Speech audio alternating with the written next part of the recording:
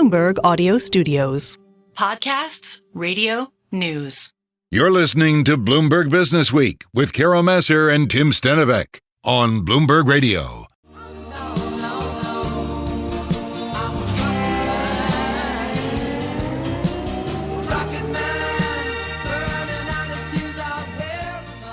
All right, so rocket man or woman or rocket person, I mean, picture this. You're floating up into Earth's upper atmosphere at a cool 12 miles per hour, ascending via a ship-launched balloon in a 16-foot spherical capsule up to 100,000 feet. That's more than 18 miles above the surface of the Earth. I'm game. Okay, you are. You haven't even heard the whole thing yet. Okay. So about 3 hours into the journey, which, by the way, costs $125,000, you reach the apogee, where you're above 99% of the Earth's atmosphere. From there, you're able to look out the windows and see something very few people have been able to see.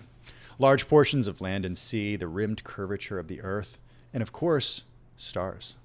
I feel like I'm watching PBS. I know. It sounds pretty cool. It's probably why you have more than 1,700 people who've already signed up for this. Very cool stuff. Well, it's all part of the experience Space Perspective is looking to provide. Joining us now from Florida's Space Coast is Jane Poynter. She's the co-founder and co-CEO of Space Perspective. Welcome.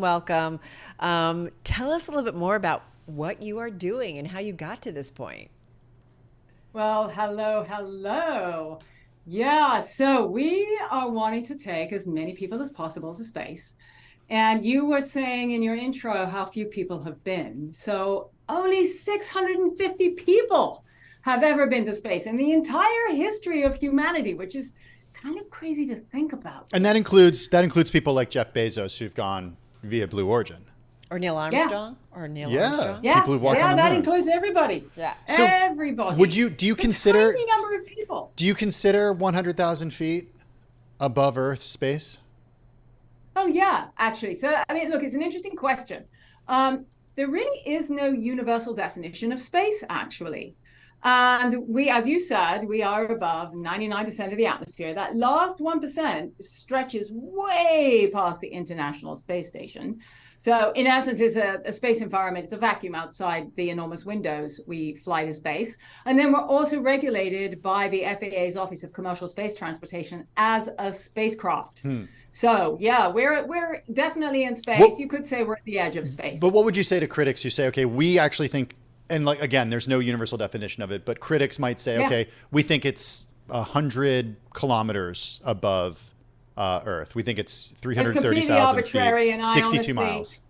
Yeah, no, I mean, look, it's a little arbitrary. And the most important thing is that what our customers are getting is access to that quintessential astronaut experience of seeing Earth from space. I mean, that is what's important. And that's what we're offering. And we're offering it in a way that is really accessible, right? I mean, when most people think about spaceflight, they think about rockets. They think about the high G forces that some describe as like having an elephant sitting on your chest, or the constricting spacesuits, the training, the uncomfortable capsule. I mean, let's face it, it may be thrilling for those who want that kind of thing, but it is not very comfortable. You're not going to take your family or your grandma on a rocket to space for the most part. However, what we are doing at Space Perspective is a very different kind of experience whereby it truly is something that you can take your family on. It's a family-friendly version of going to space because it's so gentle. And then you get that outrageous view of seeing our Earth. Help me out here. We're sharing some video with those who are watching on Bloomberg Streaming and on our YouTube channel. And I'm also looking at your website. So tell me, I'm seeing this white, it looks like a balloon. I mean, tell me how it all works. Yep. And are these actually up in space yet and tested, or give me an idea?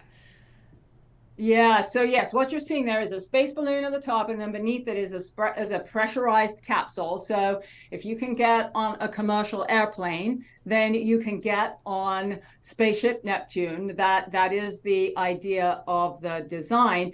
And indeed, many of these space balloons have been flown before. Most people have never heard of them. But they've actually been flown over 1,000 times by NASA, European Space Agency, by some of our team members as well. And in the last 20 years, there have been no incidents in space. So it's this legacy technology, this what's technically called a zero pressure balloon that we're using.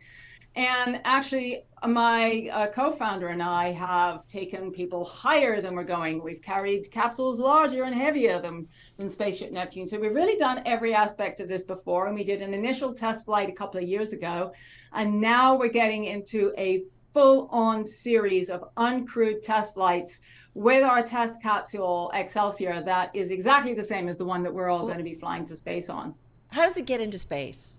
What's the propulsion? Oh, it's buoyancy control. Huh. So there's a gas inside the balloon that is lighter than the air around it. Right. And it literally lifts it up off the, you mentioned earlier that we do launch from a ship. So it lifts it up. And then once you're in space and, we've hung out and hung at our bar and had your meal or whatever it is you're going to do in space, your wedding, played your music, we let out a little bit of gas, which then brings it very gently back down to the ocean for a splashdown. So it's exactly the same as, like, for example, some people ask me, why doesn't it keep on going out to space? Right. Think of it like an ice cube floating on top of water. The space balloon is literally floating on top of the atmosphere. So, Jane, one interesting thing about this is that you launch from a ship. Yeah. Why choose to launch from a ship in the ocean rather than from dry land? Yeah. It was a game-changing decision for the company, actually. So you would think, surely it's easier, less complicated to launch from the land. Well, I mean, yes, I suppose. But the issue is, just like a rocket launch, there are weather sensitivities. So what the ship does for us, it does many things. We can move the ship with the wind and the direction of the wind, so we can create almost perfect launch conditions over the ship in really broad operating envelope. We can then move the ship to areas of good weather throughout the year. So now we've got reliable weather windows all year long. And we have this incredibly scalable operation because we can move it all over the world. We can also duplicate it very readily. And then we can do these spaceflight operations. We're going to initially start operating from the Florida region all the way around the peninsula in the Caribbean. And then we're going to have these same kinds of operations all over the world. So it is just completely enabling for the company. And you're up actually in, I don't know, do I say orbit, or you're up for about 6 hours or so? That's kind of your average trip? Think of it as a suborbital flight. And so our initial flights are 6 hours. So it takes about 2 hours to go up. You're up there roughly 2 hours, and then 2 hours to come back down. And of course, we do have thoughts of, wouldn't it be awesome to do an overnight in space or even a couple of nights in space? And we can do that with the current technology without really pushing the tech much at all. I have a question, though. Everything that's on the website, is that actual things that have happened, or is that visualizations? So there's a bit of both. Okay. So there's a bunch of renders, right? So the way we visualize it for people is to show the renderings of the entire flight. However, last week we did actually unveil the completed capsule, and it looks so like the render that I actually have to tell people it is not a rendering. It is the real thing. We're going to be sorry. Just give us an update on the timeline when you actually expect to fly people for the first time. Right. So we're going to be getting into uncrewed test flights just in a few weeks. We're going to do roughly 10 of those, assuming we get through all the safety gates. And then we'll be getting into human test flights, crewed test flights, around Q3, Q4 this year. Okay. And then getting into commercial flights around the end of the year, early next.